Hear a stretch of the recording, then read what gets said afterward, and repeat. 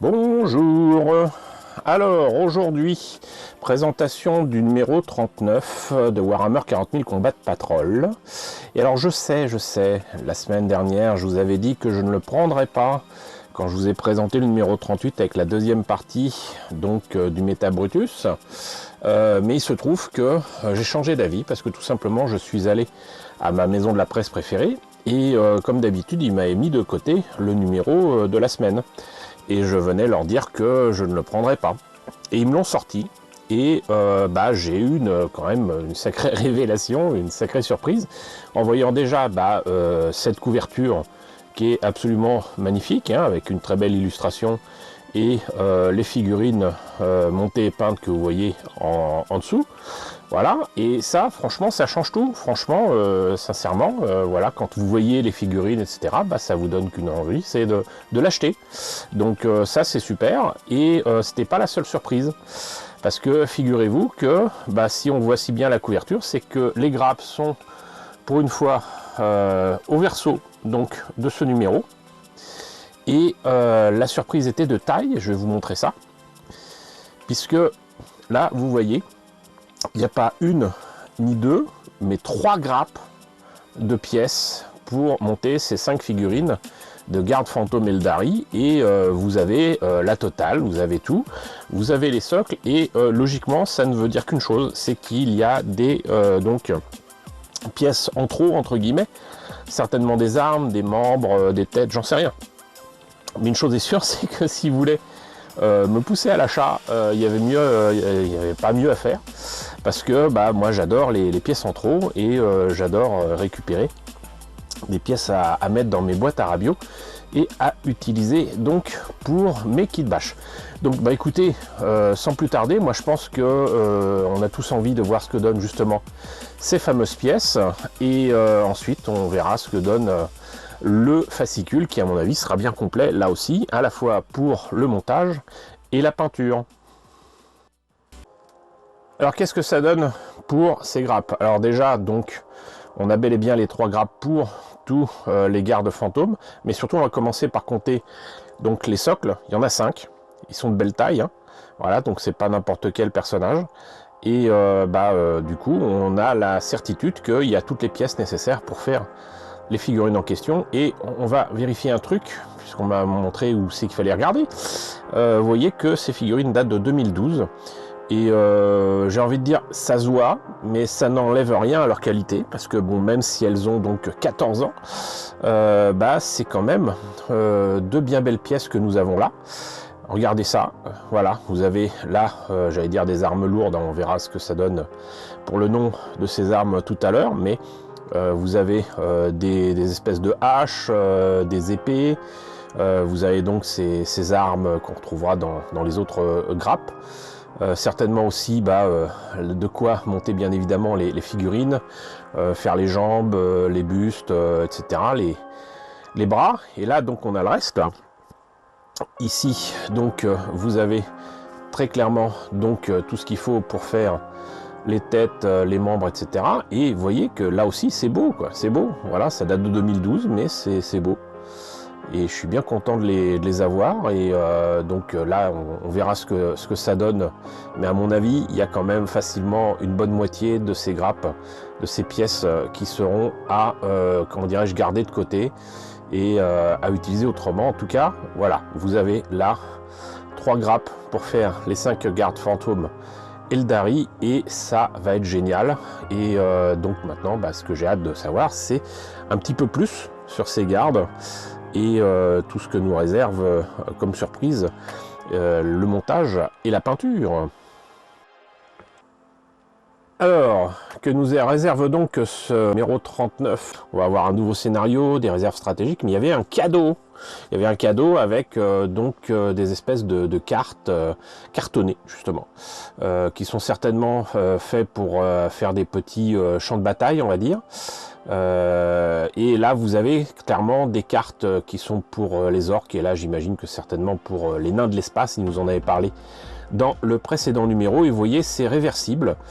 Donc c'est super pour ceux qui jouent. Très sincèrement, je pense que c'est vraiment un beau cadeau pour les personnes qui veulent faire justement ces fiches pour sinon des personnages, sinon justement des patrouilles de cette combat de patrol là.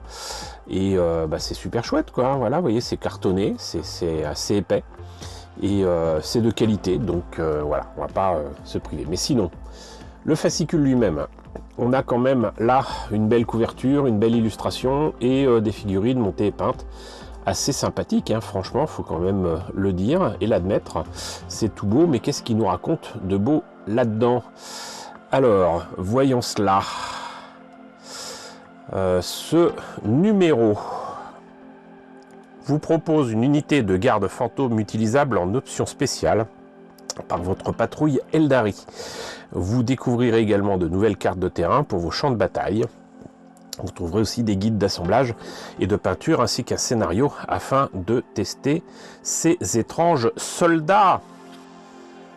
Et donc on passe à l'assemblage des gardes fantômes. Alors là on voit bien qu'il y a de quoi faire 5 têtes, 5 torses. Et ils indiquent ce qui est donc pour l'avant et l'arrière, ce qui me semble un peu évident.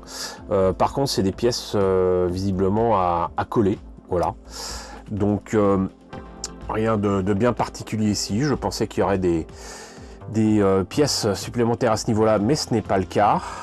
Là, on continue le montage des torses et sincèrement, à l'arrière de ces gardes fantômes, moi ça me fait franchement penser aux détails qu'on a dans les guerriers aliens des films aliens, hein. Franchement, si ça ressemble pas, mais sinon vous avez quand même 5 formes très différentes et qui permettront certainement de distinguer les gardes les uns des autres. Sinon, bon, là vous avez le montage des jambes avec donc les différentes positions possibles pour les gardes qui visiblement sont nommés A, B, C, D, E, ce qui est franchement original, hein, voilà. Sinon vous avez les armes qui visiblement pour cette version sont donc les espèces d'armes lourdes, et le résultat monté, ça donne ça.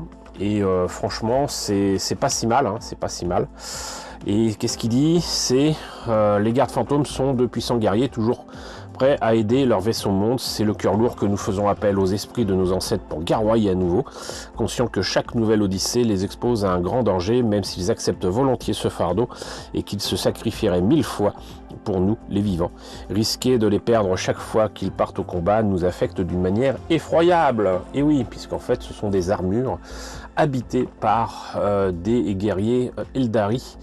Voilà, ils ont mis leur âme dans ces armures. Et sinon, bon, pour les peintures, toujours le même problème, à savoir que ils vous disent de mettre des couches et des couches, mais ça rime à rien. Ça rime à rien de mettre 3 couches de rouge de Mephiston Red sur ces trucs-là, et surtout si vous devez mettre du blanc là, comme on le voit ici avec le Corax White. Ça vous fait 6 couches de peinture, ça rime à rien. Bon, heureusement après il y a quand même quelques détails où il n'y a pas nécessité de mettre autant de peinture, avec le Rétributeur Armor notamment, le Screamer Pink pour le tabard qui rend pas trop mal. Ensuite on va directement sur l'ombrage avec la Grax F-Shade, Null Hull et le Reckland Flesh Shade à mettre sur les détails dorés. Voilà. Et sinon, voilà ce que ça donne avec le travail en cours. Bon, c'est pas si moche, franchement, ça va, c'est joli. Mais bon, cela dit, ça me permet quand même de vous montrer la différence qu'il y a entre ce qu'il propose et les images, l'image qui est la même que sur la couverture. Là, vous avez donc le montage qui est proposé, et là c'est ce qu'il y a sur la couverture. Et vous remarquerez un truc, c'est que là vous avez des signes sur la tête et sur les tabards, et ça c'est des calcomanies. Ça c'est quelque chose que je reprocherais toujours à ces collections, hein, qui sont pas chères, etc., mais c'est quelque chose qui pourrait être facile à faire, à donner dans les abonnements, au moins des cadeaux d'abonnement qui seraient des planches de décalcomanie, et en rapport avec les collections en question. Faire des planches de décalcomanie, je dis pas que c'est pas cher, mais en tout cas c'est quand même beaucoup plus facile que faire des pièces comment dirais-je, spéciales et donc exclusives. Mais là franchement ça serait bien qu'ils se mettent à faire ce genre de cadeaux, parce que au contraire ils ont limité justement les cadeaux, en tout cas en France, Je vous en parle depuis des numéros, mais on n'a pas la colle, par exemple, pour l'abonnement, là où nos amis et cousins anglais ont ce genre de choses de leur côté. Mais bon, donc voilà. Moi, je pense que sincèrement, des planches de décalco, ça serait pas mal. Donc, ensuite, on passe aux fiches techniques, réserve stratégique. Ça, c'est pour les gens qui jouent, c'est pas mon cas. Éléments de terrain, cratères et gravats. Et ça, c'est quelque chose qu'il faut quand même souligner, parce que je vous disais que c'était pas cool qu'il n'y ait pas de planche de décalcomanie, mais il faut admettre aussi que cette collection a proposé à ses abonnés d'acheter des éléments de terrain, des éléments de décor. Je vous mets une image, des images même sur cette vidéo. C'est payant certes, mais pour 75 €, vous avez l'équivalent de décor pour 400 € et c'est quand même pas mal du tout. Donc ça c'est bien. On continue avec des bris de champs de bataille et de statues. Ça je connaissais plutôt du côté de Stormbringer. Là ça c'est des éléments de décor que je vous ai présentés il y a une éternité. Collines, structure industrielle, bâtiments clos et conteneurs blindés, et ça on en a eu des tonnes, j'en ai à revendre. Voilà, c'est ce genre de choses. Et sinon les ruines, pareil, on a eu ça, il me semble que c'était plutôt dans Imperium. Voilà. Donc avant-garde fantôme. Et là donc toujours les mêmes images, hein, je pense que ça fait partie de leurs archives. Victoire du chaos, ça c'est des images aussi que je vous ai présentées dans de précédents numéros. Et là donc franchement ce que j'attends et appelle de mes voeux, c'est les derniers éléments pour les représentants du chaos avec les Terminators du chaos.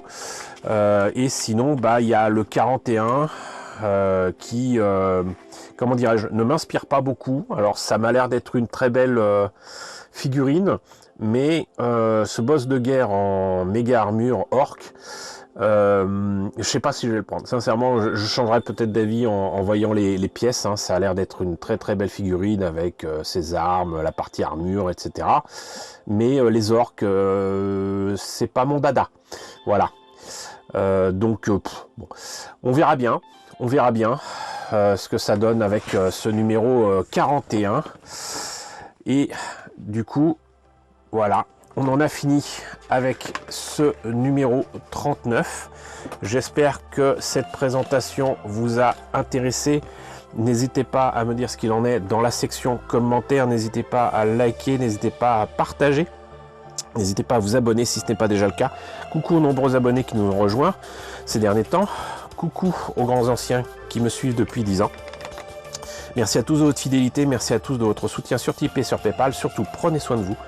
Je vous laisse avec la liste des contributeurs de la chaîne et je vous dis à très bientôt, j'en suis sûr, pour le numéro 40 de Combat de Patrol.